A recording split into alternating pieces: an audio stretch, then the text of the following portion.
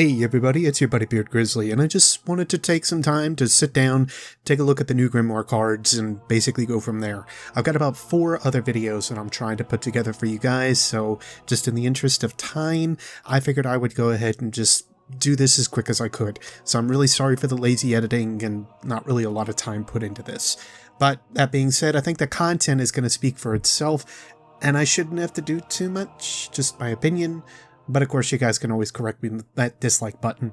Unfortunately, I also don't have a lot of time to put in a lot of special effects, but the cards, of course, are not unlocked on my account, so I can't do a lot of my card flipping and stuff like that, so bear with me on that end. That said, just pull up a chair, get some popcorn, some tea, whatever, just sit back and relax. The first card that we're going to take a look at, though, is the Vanguard Daybreak Strikes. Not much here, but we'll read it over anyway. The light flows through you, Guardian. Seize it. Feel its power. Unleash it on the minions of the darkness. They will fall. The Speaker. Face the enemy's elite with the full power of your light. Expose them and leave them defenseless. Rejoice in the destruction. Okay, that's honestly about it for that one. There's really not a ton to talk about outside the fact that, hey, it's Mayhem Nightfalls. Hooray, go have fun. I know I'm certainly going to. I should also mention I'm sight reading a lot of these, so keep that in mind as we go along. If I totally screw up, of course, you guys aren't going to hear it, but this is the Ghost Fragment, the Reef 4. He let his captors drag him through the dirt. His arms arched, 2 hands wrapped around each bicep like iron bands. He slumped, and the toes of his scuffed boots bumped over the stones and left trails in the dust. He kept his eyes low, a ragged and stained cloak hanging over his face. It was not a position to which he was accustomed. They debased him. They abused him. He bit the inside of his cheek until the blood filled his mouth. He struggled not to resist. They needed to believe he was broken, that he wasn't a threat. It was the only way they would bring him before their Kell. He'd spent weeks weaving the illusion that led the Fallen to him. He'd left bits of his trail where they couldn't help but find him. He skulked from planet to planet, Mars, then Venus, then Mercury, then back again, following rumors and whispers. He'd hid from the Guardians, from his own people. He'd let everything they had built fall apart, while those still loyal to him searched every inch of this forsaken system. Now it was time to stop searching and start building. He would need soldiers who answered to him and no one else, bodies to shape with him, and magic and tech to his needs. These would serve. He thought they would take him to a catch, but they were deep underground, not near the Cosmodrome, but it didn't matter. He'd never been particularly concerned with the geography of this blasted world. It was not his home. So he bent his head low and listened to the guttural string of hisses and clicks issuing from the maw of a would-be king in yellow. A broken ruler of a broken house, and the last of his kind. They were more alike than he cared to admit. When the creature's anger had burnt itself out, he raised his head to look at it. He did not need to speak. One Kell rises, and another bends its knee.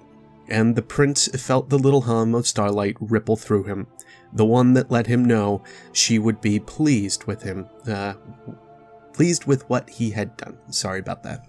So, obviously, I think this is talking about Prince Aldrin. It looks like he actually got taken to someplace on Earth, and is also hanging out with the kings at the moment, the Fallen House of Kings. Pretty interesting on that regard. I'm sure there's a few other things that I'm missing, but that's the overall gist of this. Obviously, if you guys figure out anything too that I'm not talking about here, let me know. The next one's a little muddied, and I admit I did read this one, but here we go. Ghost Fragment, Cayde 6. Remote Vanguard database text-only search initialized. Welcome user Ace of Hearts. Please enter search query. News about Cayde. There are 4 new articles since your last search 26 hours 33 minutes ago.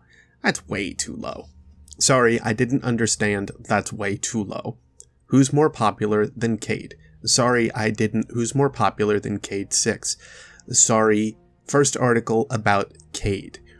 The first city news article about cayde was 126 years, 11 months, 126 years ago. I'm way older than that. Major events of 126 years ago. Significant progress made in faction accords. Related Brask A. Traveler True Origin and Perp. Minor events of 126 years ago. First 25-match Crucible winning streak recorded. Related Ray Ikora Ray. That's what I wanted to say. Centaur Planet OID 7066 Nessus re-enters system after unexplained delay. Related, did we get invaded by horse people?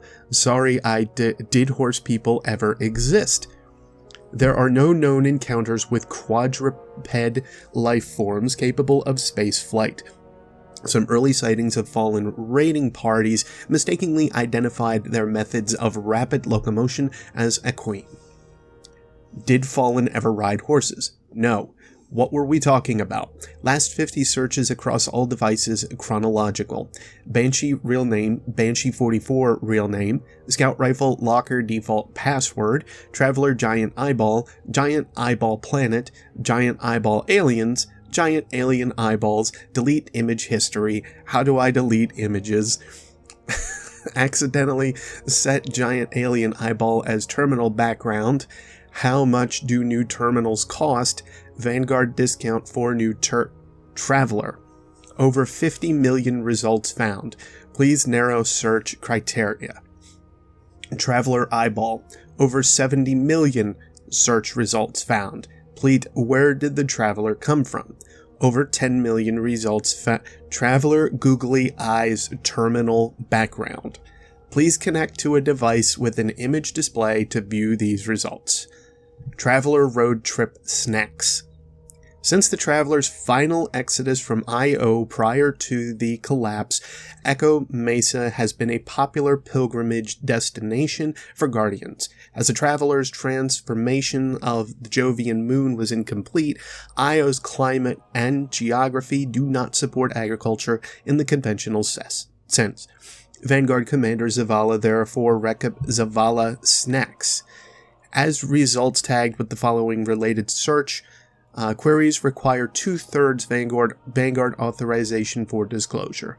Zavala snacks, Zavala action snacks, Titan vitamins, edible Zavala, Zavala action vitamins, Vanguard vitamins. What? All results tagged Ikora current location.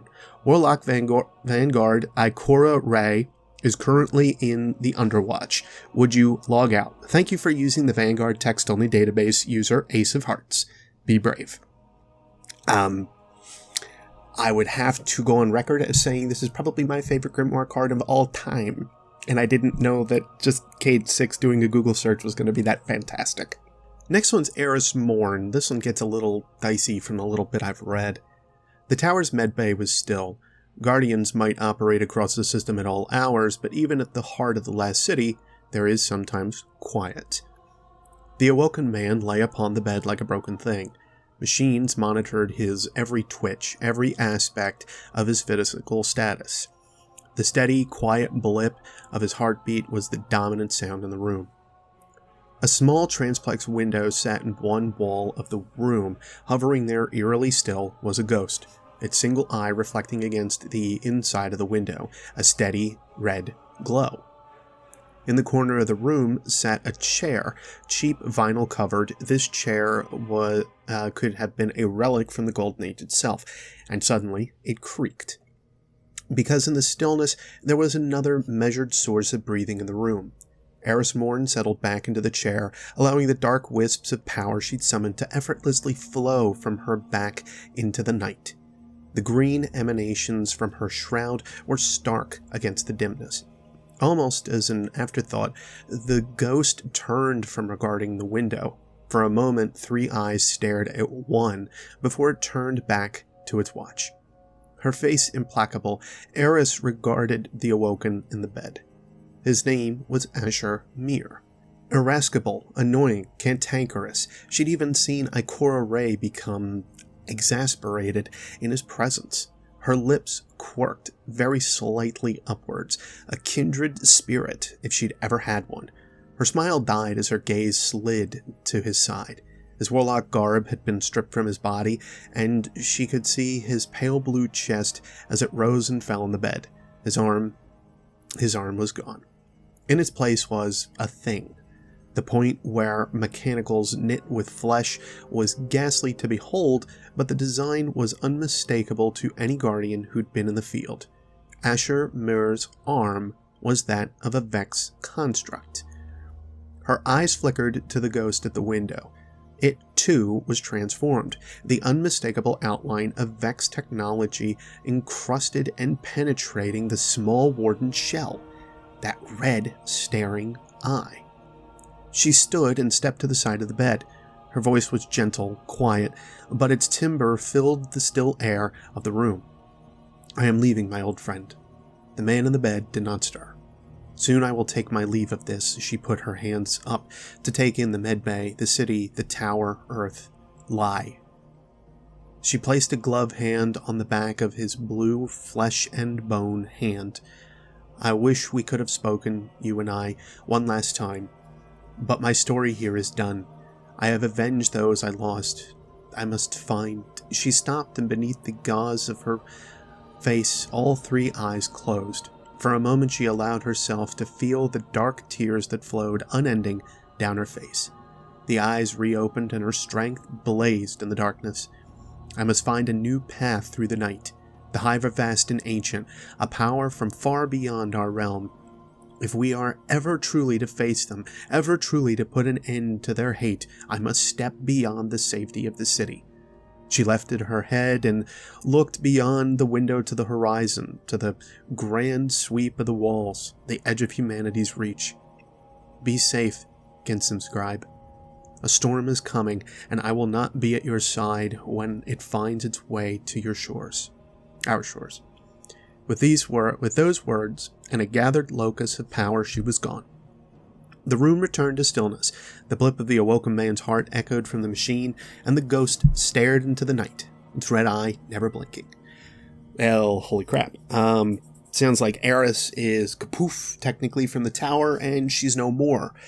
She is going off to do her own thing now, so kind of curious to see what her own thing will be, and if we will actually see her in Destiny 2, if that's the case. She'd be a shame of a character to lose.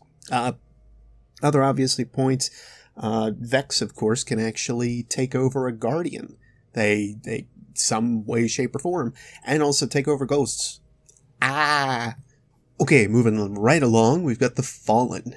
Theta, 9-7, Red, Delta, high priority message, Commander's Terminal, eyes only, Twilight Protocol, recon groups A, J, and T returned to Tower Actual at 0300 local time.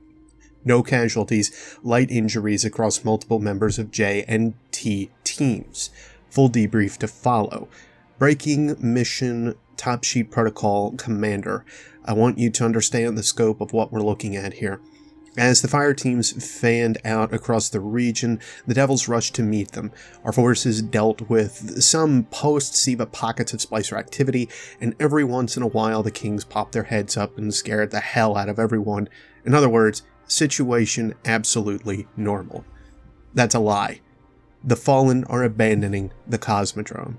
Hawk flyovers confirm the House of Devil's forces are simply not there anymore. They've been disorganized for the last few years, but there's never been a shortage of ground troops whenever we staged a significant sortie. Intel source Green Raven was right, and for the moment it's worth assuming their report on the House of Exiles, House of Winter, and House of Wolves are also accurate. We're fact-checking against independent fireteam reports from the field. The kid all the SRL fans talk about, Marcus, he was in one of the fire teams out in the Cosmodrome. He pulled me aside and said to me straight, the Fallen houses are gone. The siege is broken. The stalemate we've had with the Elixni for, 100 years? It's over. We won.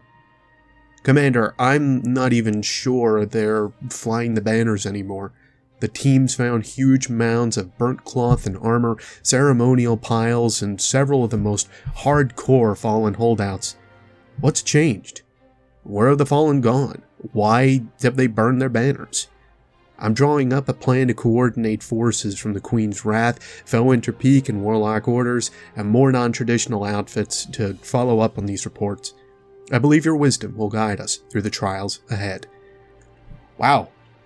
So the first part of that, where he was saying, Sea of Splicers, Kings popped out, blah, blah, blah, that was a lie. What he's basically talking about here is the Fallen are leaving the Cosmodrome, which means it's opening up rooms for more places. And after just seeing the frickin' teaser trailer, gee, I wonder who it could be. So the Fallen have some kind of ideas that the Cabal are on their way. Pretty awesome.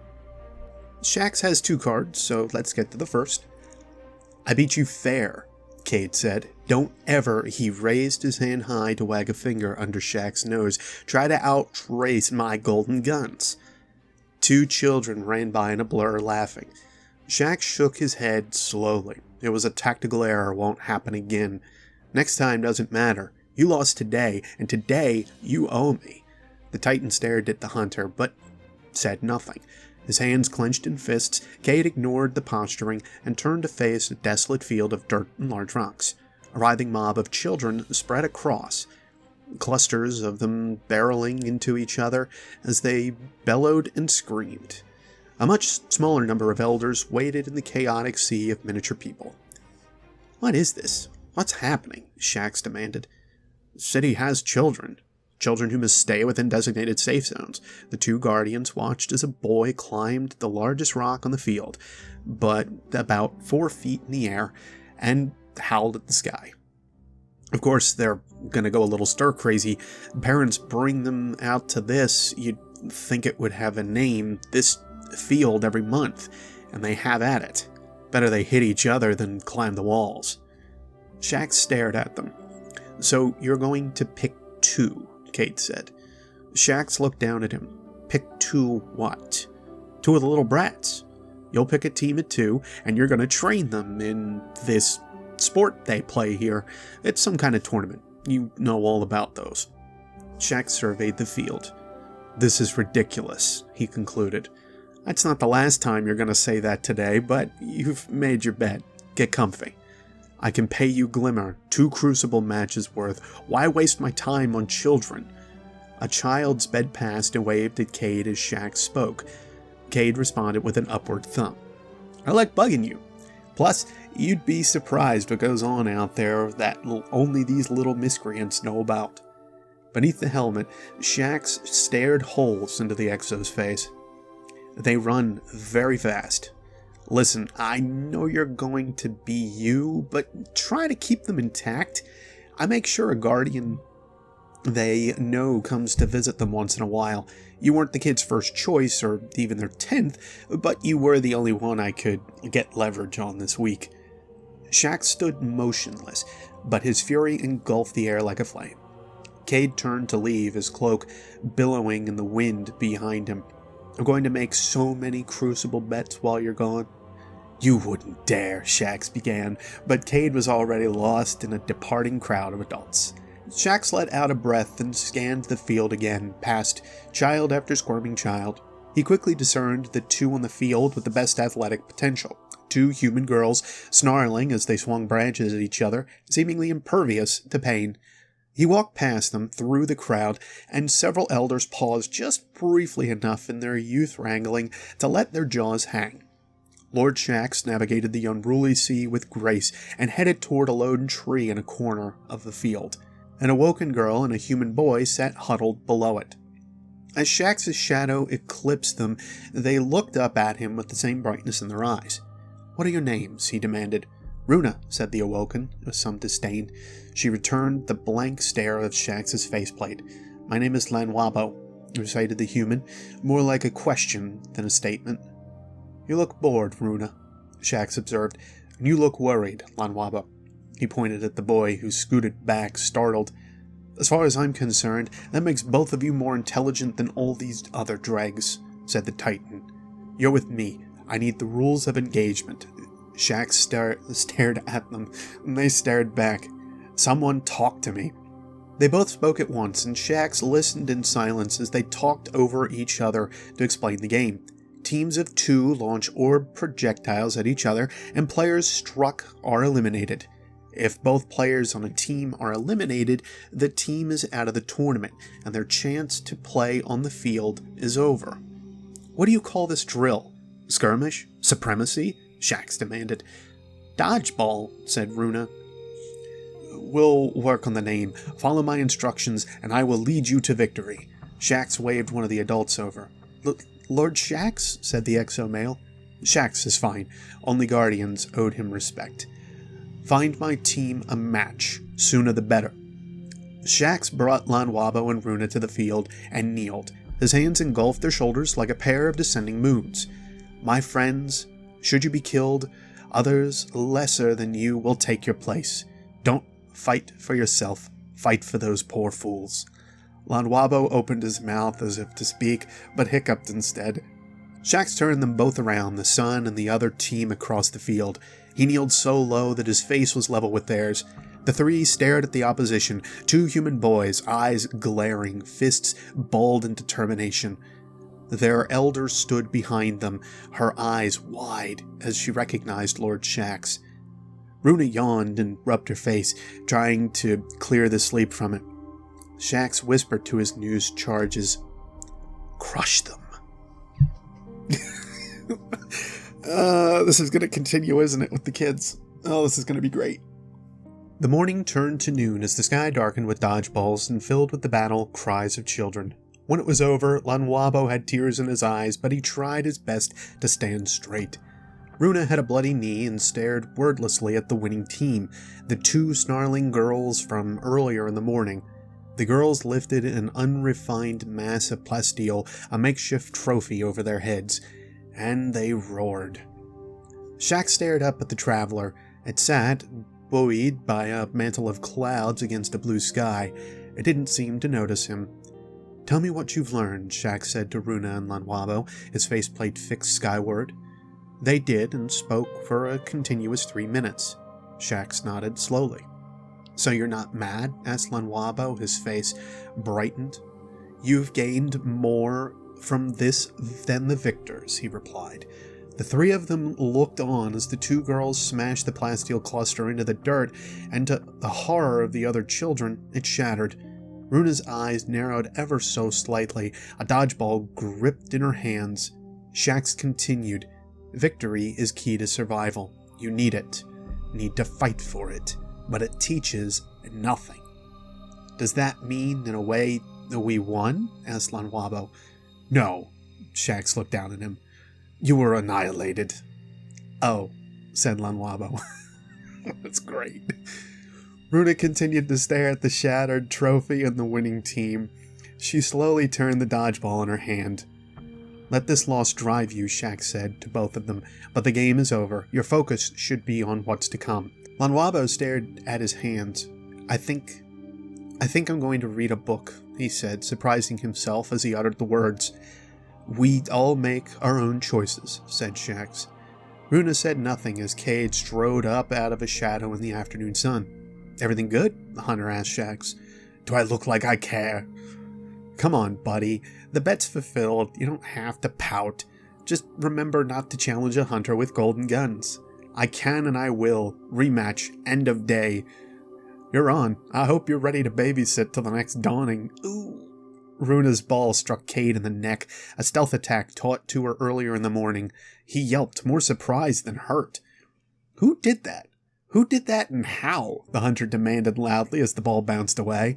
The ball didn't respond. Runa, Lanwabo, and several other children smiled. Shaxx, what have you been telling them? Shaxx stared silently down at the exo-hunter until Cayde blinked. I found my sparrow, Cayde said, to deflect. I can give us a lift back to the tower. As the other children and their elders dispersed, Runa watched Cayde's sparrow as it carried the 2 guardians off towards the gleaming tower in the distance. She gave a tightened salute as they disappeared from view. That was way too damn cute. There's no other way to explain it. That was just too damn cute. We don't hear much about the kids, and now they keep talking about them with the Age of Triumph and everything, and This is perfect. This is wonderful. The next one is about Rezyl Azzir. We haven't heard from him in a little while in the Legends and Mystery card, so here we go. The trigger clicked. Another empty clip slid from its purchase and dropped to the dark stone floor. It was the last. His rifle was dry. Rezyl spun the weapon in his hand, grabbed hard around the barrel like a club. A new wave of chittering death was upon him, fragile but aggressive, overwhelming in their number and oppressive in their rage. The stock of the rifle connected with skull after skull. They caved and fell. Like the others before, the pile of vanquished nightmares, half bone, half dust, grew at Rezyl's feet. There was a calm to him, an ease. The chaos of battle was no time to panic. His swing was wide but measured, no wasted movement. A demon clawed at his back, then another. They were heavier than their frail frames would suggest.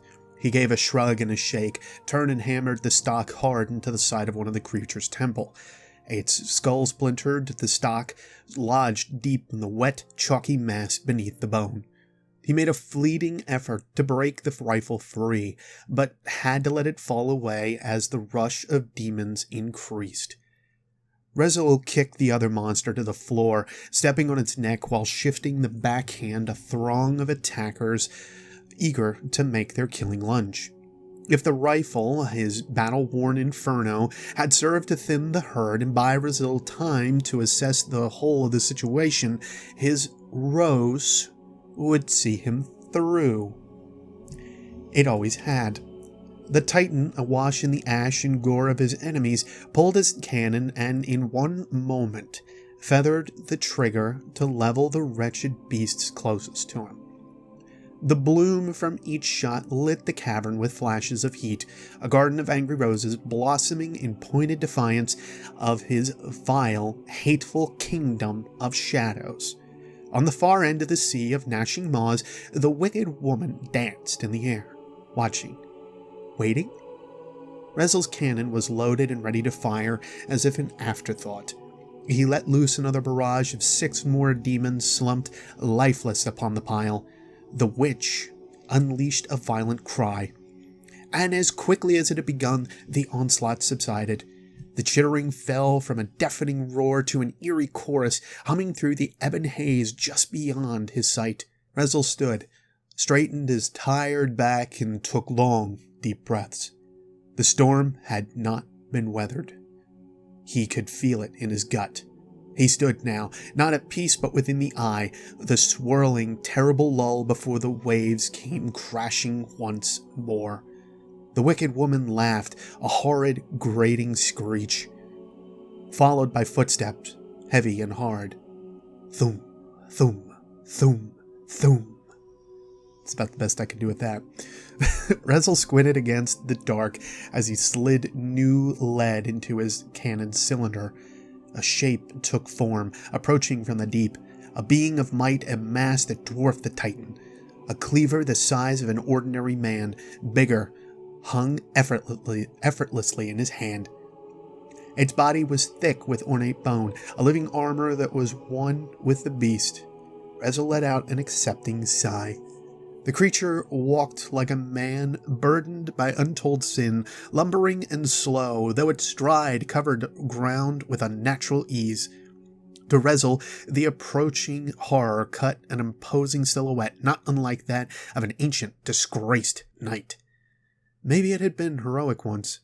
Maybe here in these shadows, to the watchful eyes of the wicked woman and her rotting horde, it was a hero still, only for a darker, sinister cause. The thought intrigued Rezyl. The fight he had come all this way to find, the enemy he had hoped was nothing but a legend's lie, seemed eager to greet him. He smiled beneath his helm, then spun his rose with a confident hunter's twirl, before steadying his aim and fanning its hammer once more. The angry bloom lit the dark, 6 shots center mass. Rezyl's lead pinged off a sudden, shimmering wall of black. The knight had conjured a protective barrier as if from nothing. Unable to comprehend the creature's arcane methods, dark magic, or unimagined tech, or even a joining of the two, Rezyl didn't care. He reloaded and prepared to face the unknown. As the ethereal shield faded, the beast raised its blade and let loose an aggressive, inhuman roar, Hell's own battle cry. Rezyl accepted the challenge. His rose gripped tightly in his vice grip, the Titan charged forward. He would meet the Shadow's rage head on. 2 days had passed since Rezyl stepped from the dark corridors beneath the moon back into the light. His ghost pressed him for details time and again. He wanted to know all he could of the wicked woman and her promise of suffering, of the sea of mindless, chittering death, of the hulking night and Rezyl's epic battle. The ghost was enthralled and deeply concerned. If the monsters below the moon were active and aware, this city must be warned. Rezyl agreed. As they watched another Earth rise from the lonely quiet of the lunar surface and planned their long journey home, Rezyl pulled a fragmented bone from the pouches that hung on his left hip, a reminder of the evil that lurked beyond the light, and the last remnants of the wicked woman's betrothed. And while he recounted once more the events of his time in the shadows, he took his rose from his holster and began grafting the bone to its steel frame. Just another trophy from another battle won. It was only later, and far too late, that the first whispers came, and the bones revealed their true, jagged purpose. Pardon me for a second as I use a little French, but holy shit. Okay? Holy shit. Alright, so we basically just figured out that Myelin called it, and yes, Rezyl Azzir, as I pretty well kind of confirmed after I read over the cards, is in fact dredging Yor. He straps it, the bones strap themselves to the gun, turn it into Thorn. That's the first Thorn. Jiminy crickets. Okay, so yeah, next, because it doesn't stop there, gentlemen and ladies and other people. Oh my god. I'm not kidding. It's going to keep going. The last word, 5. Type, transcript, description, conversation, parties, 2, 1, ghost type, designate, redacted, U1. Guardian type, class, hunter, U2. Associations, Breaklands, Durga, Dwindler's Ridge, last word, Shin Malfur, North Channel, Orsa, Azzir, aka Vale, Dredgen Vale, Palamon, Thorn, Dredgen Vale, aka Orsa Azzir, I know they have to repeat it, Veller, Ward, Jaren, WOS, Weapons of Sorrow, I guess, Yor, Dredgen, Shadows of Yor. Audio unavailable, transcript follows. Will you fight them? The Shadows? Those who have taken up arms in the names of Yor. The hope is they are more careful than their inspiration. Do you believe that will make a difference? No. Then what will you do? The Vanguard has an eye on... The Vanguard have their eyes on many things. I'm aware. Then, what will you do? What needs be done? I'm just give me a second, because I'm just going to go to Thorn 5. Type, transcript, parties, 1. Parties 1, 2. Okay. 1. Guardian type, class, hunter. Associations, Orsa Azzir, Dredgen Vale, Thorn, Dredgen Vale, Orsa Azzir, Weapons of Sorrow, Dredgen Yor, Shadows of Yor. Audio unavailable. Transcript follows. We have tamed the sickness, broken it with unwilling sacrifice.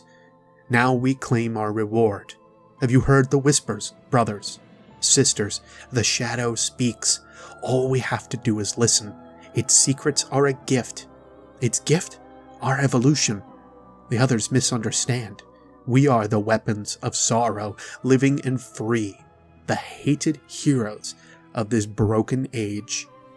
The implications here that Shin Malfur is absolutely alive sucks, because it came so far, I posted my Shin Malfur video way too freaking early.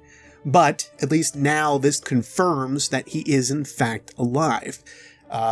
and the name of his ghost is completely redacted. We're never going to know it. On top of that, now we're finding that he is going to actually go after the Shadows of Yore, which the possibilities here on a story are incredible. So, I can't wait. I really, really, really can't wait. And if that wasn't enough for the actual Shadows of Yore versus Shin Malfurion, there is an actual Shadows of Yore card now from the Journal of Tebben Grey. They tried to hide the truth, but we followed its winding path, pieced together the fragmented map of events across time and space. Quite literally, mind you. From Traveler's Shadow to the dark corridors beneath the moon and the long, harrowing journey back again. From the sickness inflicted upon the Crucible to the breaking of light on the red sands. From a forgotten settlement in the west to the horrors of North Channel and Veller. From the wilds of the Breaklands and the hateful cold of Durga. Finally then to Dwindler's Ridge, where darkness met pure, angry fire. We've traced Yore's steps from beginning to end and back again. We've studied his reign, the terror he seeded, the violence he wrought as if free of conscience. Only to question a true and terrible thing. He was not simply the monster the legends claim him to be. Though, in finding this truth, we've come to understand the desire to build an armor of false narrative around all he'd done, all he'd become. Yet that understanding, our understanding of the need to control Yore's mythology, should not be seen as agreement on the matter. Quite the opposite, actually. When viewed as he truly was, not as he is imagined, we challenge the known mythologized depiction of the man who was Dredgen Yor. In our estimation, the monster so many see was, in fact, the best of us. His sacrifice total, his vile means meant to carve a greater end. They hide this truth because they fear the consequences of those who would dare follow in his footsteps, to tempt the darkness, to allow one's light to be tainted. Few could walk that ledge and not fall completely into despair. And while theories exist to support or contradict the purity of the gift we wield, Yore's life offers a glimpse into unexplored possibility. Orsa agrees. He also believes, as I do, that there is a manner in which we may be able to replicate Yore's damnation while avoiding the same heavy toll. We will surely be judged for what it is we are about to achieve, and there will surely come a time when the lone gunman will want words, or worse. But we go now upon an old path, one we seek to make our own. And should we fail, may the light avenge all those we make to suffer. So obviously we're seeing a little bit more into what the Shadows of Yore themselves are thinking about, which is also kind of awesome. I definitely do kind of agree with where they're coming from in a way, because a lot of the stuff, if we're to take what Rezyl Azzir is, and he is the full, solved mystery of that being Dredgen Yor, then yes, there's a lot more to it than we think, and those are the terms and ideas that we need to kind of think about. Anyway, those are all of the cards that exist at the moment for Age of Triumph. That is absolutely it. This does not mean there isn't more lore. There's a lot more lore that I need to explore because I haven't had a chance to even fire up the game. I do understand that we do have that new trailer that was just released. There's actually some bits and pieces in there I want to analyze that I saw. There's also some stuff going on in the actual story dialogue with quests as we go along. But I'm going to wrap this up here before I keep yammering on and on. Thank you guys for being here. If you listened through this entire thing, thank you big time.